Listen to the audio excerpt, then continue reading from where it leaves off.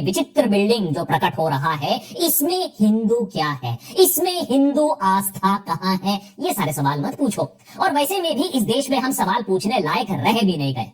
लेकिन क्योंकि मैं बनारस से हूं, तो देशभक्त के आज के एपिसोड में इस बात को तो दर्शाना जरूरी है कि कैसे टूरिज्म के नाम पर बनारस का नाश हो रहा है। लोग इस चीज को बर्दाश्त तो नहीं कर पा रहे हैं, लेकिन ओपनली नहीं बोल रहे हैं। और अगर रेनोवेशन करना भी था, तो क्या भारत जैसे देश में, बनारस जैसे प्राचीन शहर में, उसके घाटों को हम उसके ओरिजिनल अवतार में ढाल नहीं सकते थे?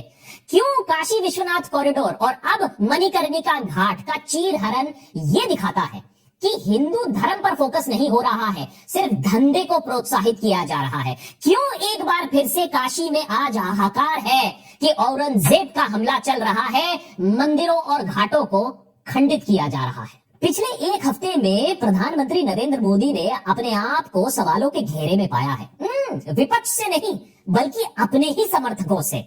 जिस इंसान को वो धर्म रक्षक और भारत की सुरक्षा का प्रतीक मानते हैं, उसी नॉन बायोलॉजिकल इंसान ने स्क्रिप्ट एक हफ्ते में बिल्कुल पलट दी है। साबरमती रिवर फ्रंट पर जर्मन चांसलर के साथ मोदी जी वहां के काइट फेस्टिवल पर आ पहुंचते हैं। अब पतंग उड़ाना उन्हें बहुत अच्छे से आता है, 11 साल से हम ये बात तो देखते आए हैं। लेकिन हनुमान जी का पतंग बनाकर इस तरीके से उड़ाना क्या उन्हें शोभा देता था? काफी लोगों ने इसे नापसंद किया। अरे हनुमान जी को उड़ा रहे हैं भाई, हनुमान जी हमारी आदर्श हैं। ये ग्रह में रुद्र के अवतार माने जाते हैं। लेकिन हद तो तब हो गई जब मोदी जी ने रामायण और महाभारत को कहानियां, माइथोलॉजी बता दिया और कहा कि ऐसे माइथोलॉजी मैंने ऐसे कहानियों का वीडियो गेम बनना चाहिए। तो हमारी जो कहानियां है, कहानी किससे है, रामायण है, महाभारत है, बहुत कुछ है। क्या हम उसमें गेमिंग की दुनिया में ले जा सकते हैं इन चीजों को? पूरी दुनिया में गेमिंग एक बहुत बड़ा मार्केट है, बहुत बड़ी इकोनॉमी है। हम अपनी माइथोलॉजी की कथाओं को लेकर के भी गेमिंग की दुनिया में नए नए खेल ले जा सकते हैं। हमारे हनुमान जी पूरी दुनिया की गेमिंग को चला सकते हैं। मैंने आपको ये पूरा बाइट इसलिए सुनाया है कि कहीं एक बार गलती से बोल दिया होता तो टंग ऑफ स्लिप बोल सकते थे, लेकिन 30 सेकंड के अंदर अंदर 2 बार एक ही चीज को दोहराना ये लोगों की भावनाओं को ठेस नहीं पहुंचाएगा।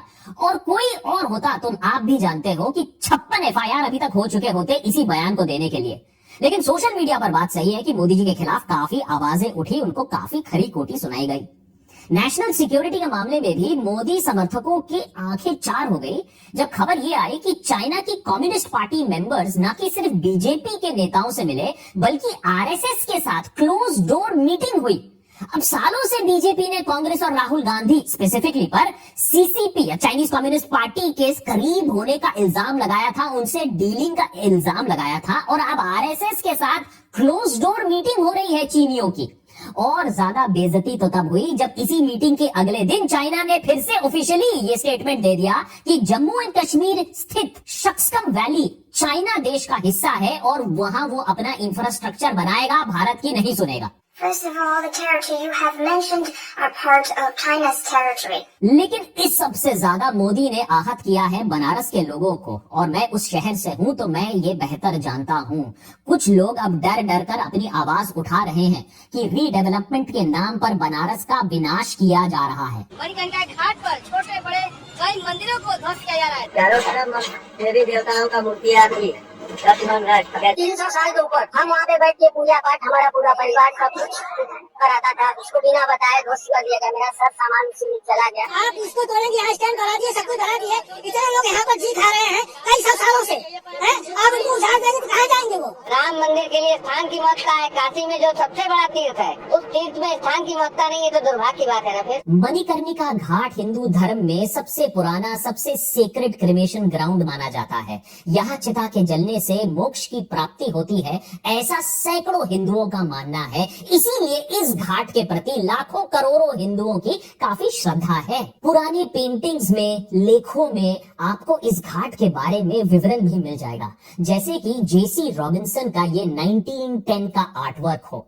या फिर अगर आप इसको देखें जेम्स पिनस्ट्रेक का 1832 का ये शानदार आर्टवर्क ये आपको दिखाता है मणिकर्णिका घाट इन इट्स ग्लोरी। लेकिन अब लगता है हमें सिर्फ ये पेंटिंग और आर्टवर्क ही दिखने को मिलेगा, क्योंकि सच में तो जमीन में ये सारी चीजें चल रही है। ये हकीकत है आज मणिकर्णिका घाट की। लेकिन तबाही के जब मंजर सोशल मीडिया पर वायरल होने लगे तो बनारस की प्रशासन फिर हरकत में आती है और उन्होंने दावा किया कि घाट की अस्तित्व को बिल्कुल खराब नहीं किया जा रहा है, यहाँ पर सिर्फ रीडेवलपमेंट हो रहा है और किसी भी मंदिर या मूर्ति को खंडित नहीं किया गया है, सारी चीजों को संजो कर रखा गया है। यहाँ तक कि वहां के डीएम ने सोशल मीडिया पर सवाल उठाने वालों को वार्निंग भी दे डाली। जो लोग भ्रामक जो ट्वीट कर रहे हैं या इसको सोशल मीडिया के माध्यम से फैलाने की कोशिश कर रहे हैं, उन लोगों को भी चिन्हित किया जा रहा है और उन पर भी नजर रखी जा रही है। आवश्यकता अनुसार उन पर भी कार्रवाई की है। चलो भाई, देश के दूसरे कॉकरोचों की तरह हम भी डर जाते हैं, हम भी कपकपाने लगते हैं। डीएम साहब ने धमकी दे दी है? हम भी मान लेते हैं कि किसी मंदिर, किसी ढांचा, किसी घाट को तोड़ा नहीं गया है। ये जो अवशेष यहाँ पड़े हुए हैं, इनका हिंदू धर्म से कोई लेना देना नहीं है। लेकिन अगर मैं ये बात मान भी लूं, इसके बाद भी मेरा मन विचलित होता है कि मेरे बनारस के साथ क्या हो रहा है, किस तरीके से चीरहरण हो रहा है। प्राचीन मणिकर्णिका घाट पर रेनोवेशन के बाद क्या बनेगा? ये आईएसबीटी बस अड्डा बनेगा। मेरे बनारस के घाट पर यह बनेगा जिस मणिकर्णिका घाट ने पेंटर्स को इंस्पायर किया है 100 सालों से, हिंदू धर्म का नाम दुनिया भर में रोशन किया है। अब उसको जूते का डब्बा बनाने का कार्यक्रम वहां चल रहा है। अफसोस हमारे देश में हर चीज का तो लॉ है, ये डेफेमेशन लॉ, ये हर्टिंग सेंटिमेंट्स लॉ, लेकिन कल्चरल क्राइम का कोई लॉ नहीं है। नहीं तो फांसी की सजा होती बनारस की आत्मा को मार देने के जुर्म में। क्या मणिकर्णिका घाट को पुरानी तस्वीरें, जो पेंटिंग्स जो हमारे पास ऑलरेडी हैं, उस पर आधारित करके हम एक रिकंस्ट्रक्शन प्रोजेक्ट लॉन्च नहीं कर सकते थे? हर चीज को ध्वस्त करके नाजी स्टाइल बिल्डिंग बनाने की तलब इतनी स्ट्रॉन्ग क्यों है हमारे सरकार में? अगर आप सरकार के नए कंस्ट्रक्शन प्रोजेक्ट्स ध्यान से देखेंगे, चाहे वो पार्लियामेंट हो या काशी विश्वनाथ का कॉरिडोर हो, आपको 1930s की नाजी जर्मनी की याद आएगी। क्रूर, विशाल, एकदम अगली बिल्डिंग जिसमें कोई आत्मा नहीं है। और सरकार सोशल मीडिया पर जितना भी लोगों को डरा धमका दे, चुप करा दे, लेकिन फैक्ट तो यही रहेगा कि प्रशासन ने बिना कंसल्टेशन के, बिना किसी से पूछ के, बिना एक्सपर्ट्स की सलाह लिए ये बुलडोजर चलवाया है। मध्य प्रदेश में खसगी देवी अहिल्याबाई होलकर चैरिटी ट्रस्ट ने इस मामले की अब जांच मांगी है। उनका कहना है कि हेरिटेज लॉज का संगीन उल्लंघन यहाँ हुआ है। होलकर परिवार द्वारा सपोर्ट किए गए इस ट्रस्ट का कहना है कि वो इस रीडेवलपमेंट वर्क से कंप्लीटली शॉक्ड है और कि ये एक अपमान है, हमारे देश के कल्चरल और स्पिरिचुअल हेरिटेज का अपमान है और देवी अहिल्याबाई होलकर की लेगेसी को मारने की कोशिश है, जिन्होंने इस घाट को रिस्टोर किया था इतने साल पहले। सरकारी बाबू बोलते रहेंगे सब चंगासी है, लेकिन ट्रस्ट का कहना है, and I quote, sacred effigies and associated idols now lie buried under debris। जाइए भैया, अब ट्रस्ट वालों को अरेस्ट कर लो। वैसे तो हमारे देश में हेरिटेज और लीगल एक्सपर्ट्स को कोई ज्यादा सुनता नहीं है, लेकिन उनका यह कहना है कि ये bulldozer action ancient monuments and archaeological sites and remains act 1958 का सीधा उल्लंघन है। इस लॉ के तहत आप कोई भी हिस्टोरिकली सिग्निफिकेंट मॉन्यूमेंट के 100 मीटर के दायरे में कंस्ट्रक्शन या डेमोलिशन नहीं कर सकते हो। एक्सपर्ट्स का मानना है कि कम से कम एएसआई से परमिशन लेने की जरूरत होती है और एक detailed heritage impact assessment report बनाना होता है। मणिकर्णिका घाट में कम से कम 21 मंदिर हैं, उसी के साथ साथ धर्मस्थल है, बेदिंग घाट्स हैं। इन्हें खुद देवी अहिल्याबाई होलकर ने रेनोवेट करवाया था। आज एक तरफ मोदी सरकार 300th बर्थ एनिवर्सरी, उनके 300th बर्थ एनिवर्सरी पर कॉइन्स इशू कर रही है और दूसरी तरफ उन्हीं की लेगेसी को इस तरीके से मार रही है। बनारस के लोगों को धीरे से ही सही लेकिन समझ में आ रहा है कि ये सब धर्म के लिए नहीं, धंधे के लिए किया जा रहा है। जितने श्रद्धालु बनारस आएंगे उतने वोट मिलेंगे नेतागढ़ को। इसी थॉट प्रोसेस पर विश्वनाथ कॉरिडोर का भी निर्माण किया गया था, जिसे श्रद्धालुओं को काशी विश्वनाथ मंदिर से डायरेक्ट मां गंगा के दर्शन हो जाएं। अब अगर इस विशाल कॉरिडोर के निर्माण में करीबन 300 शिवलिंगों को खंडित करना पड़े तो करना पड़े, हैं? अरे घरों और मंदिरों को उजाड़ना पड़े तो ठीक है, अब मोदी जी ने किया है, कुछ सोच के किया होगा। इनफैक्ट 2018 में ही इस बात को लेकर काफी विवाद उठा था। 150 शिवलिंगों को मलबे के अंदर से निकाला गया था। कुछ लोगों ने अपनी आवाज तब उठाई थी, लेकिन उन्हें दरकिनार कर दिया गया। कॉरिडोर बन गया, कॉरिडोर बन गया, कॉरिडोर बन गया, ये 5 बार आप बोल चुके हैं हमसे। अरे भाई 150 मंदिर टूट गया, वो मंदिर जिनका पुराणों में वर्णन था, वो कहता है कि कॉरिडोर बन गया, मंदिर टूट गया, उसको क्यों नहीं बोलते हो? अब इसमें आपकी भी भक्ति आस्था है कि कितना सही हो रहा है, कितना गलत हो रहा है। कुछ लोगों को काशी विश्वनाथ मंदिर का मॉडर्नाइजेशन अच्छा लगता है, मुझे नहीं लगता है। मुझे वो मंदिर याद है जिसे मैंने देखा था जब मैं 10 साल का था, 15 साल का था, और वहां मैं जाता था, बड़े चाव से जाता था। वो मंदिर मुझे अपनी तरफ आकर्षित करता था, खींचता था, एक पुल हुआ करता था। ठीक है, मैं मानता हूँ बहुत कियोस्क था, बहुत भीड़ होती थी, लेकिन आज जो वहां हो रहा है वो मंदिर का मॉल ज्यादा लगता है, जैसे कि किसी ने वहां की आत्मा ही खींच ली हो। और ये बात राजेंद्र प्रसाद तिवारी का भी मानना है, जो कि उस मंदिर में महंत रह चुके हैं। उनका ऑन रिकॉर्ड ये बयान है कि मोदी ने ये सारा काम हिंदू आस्थाओं को दरकिनार करके किया है। वो और उनकी पार्टी हिंदू धर्म के नाम पर बस धंधा कर रही है, और ये कि मोदी ने औरंगजेब से ज्यादा मंदिर खंडित किए हैं। नरेंद्र मोदी अपने आप को माँ गंगा का बेटा कहते हैं। उनका कहना है कि माँ गंगा ने उन्हें अपना लिया है। तो माँ गंगा ने बुलाया है, गंगा की गोद में समा गया। इसलिए मैं हमेशा भाव रखता हूँ कि माँ गंगा ने मुझे गोद लिया है। और इसी गंगा पुत्र को काशी वासियों ने इलेक्शन में जितवाया। हालांकि ये बात भी सच है कि 2024 के चुनाव में मोदी बहुत कम मार्जिन से चुनाव जीत पाए, वो भी इतने उम्मीदवारों का पर्चा कैंसिल करवाकर, कटवाकर, थैंक्स टू इलेक्शन कमीशन। देश के इतिहास में अगर आप देखें तो वो one of the lowest voting margin से वापस चुनकर आए हैं as a sitting prime minister. एक तरफ इतनी लोकप्रियता 400 पार के बाद वायदे हो रहे थे, और नैरो मार्जिन से जीत पाए हैं काशी से। उनकी लोकप्रियता इतनी कम कैसे हो गई?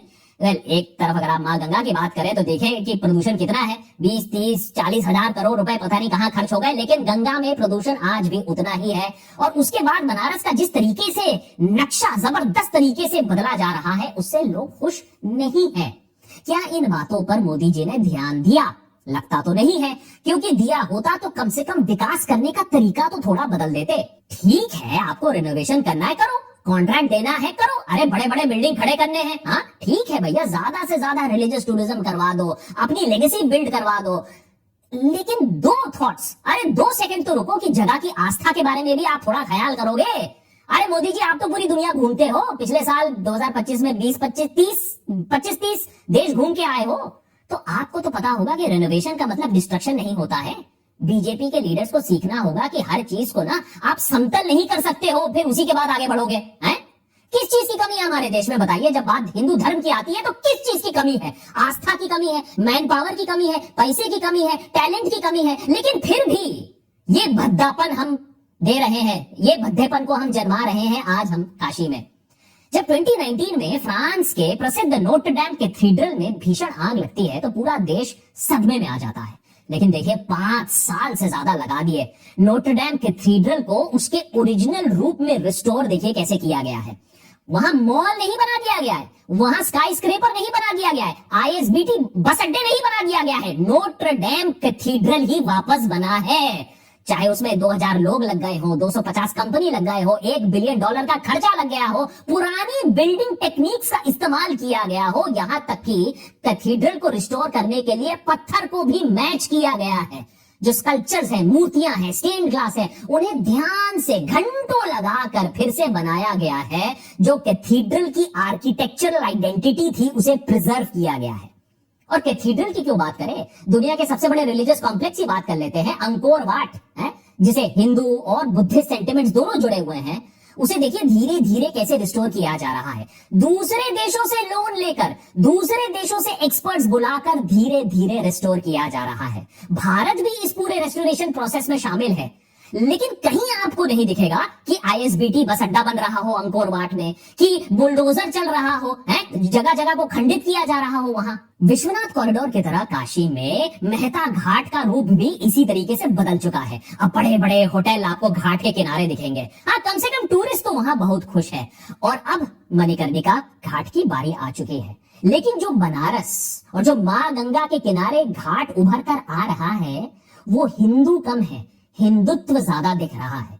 हिंदू धर्म कि जो स्पायर्स हैं, आर्किटेक्चरल ब्यूटी है, जो स्पिरिचुअलिटी है, जो सोल है, वो मिसिंग है। अब आपको बनारस में मिलेंगे ऊंचे ऊंचे अगली पहाड़ जैसे गंदे भद्दे दिखने वाले इमारत, जिनका काम धंधा बढ़ाना है, पैसा कमाना है। हिंदू धर्म से उनका कोई वास्ता नहीं है। मैं इस बनारस को पहचान नहीं सकता हूं। जिस प्राचीन बनारस को संजो के रखना था, बस उसको थोड़ा साफ, ब्यूटीफुल, क्लीन रखना था, उसको मॉल बनाया जा रहा है। आप भी जाइए, काशी के मजे लीजिए, क्योंकि डिज्नीलैंड तो सबको पसंद है। आपने धर्म के नाम पर डिज्नीलैंड यहां बना दिया है। मैं तो अपने काशी के पुराने फोटोज देखकर ही खुश रहूंगा, लेकिन यह जरूर सोचूंगा कि हिंदुओं का मूर्ख ये नेतागण कितने दिनों तक और बनाते रहेंगे। लेकिन ये आशा भी रखता हूं कि शिवजी का भी वास है इसी काशी में, वो भी ये सब लीला देख रहे हैं। इन पाखंडियों का खेल क्या चल रहा है वो भी नोट कर रहे हैं कि नोट और वोट का खेल चल रहा है। जब उनकी तीसरी आंख खुलेगी ना, इन सारे पापियों का तब नाश होगा। काशी ने, भूलिए मत, काशी ने और कई औरंगजेबों को झेला है, इस वाले को भी झेल लेंगे। लेकिन अगर आपको मेरी बात से कहीं ना कहीं कोई एको मिलता है, सहमत है, तो जरूर इस बात को शेयर करिए। मैं तो कहूंगा कि नरेंद्र मोदी को टैग करके बोलिए कि किस तरीके से जो सर्वनाश हो रहा है काशी का, उसे रोकने की दरकार है। उनसे पूछिए, अपनी आवाज उठाइए, ये आपका हक बनता है। और हां, अगर मेरा सच आपको कड़वा लगे तो उसके लिए मैं माफी चाहूंगा।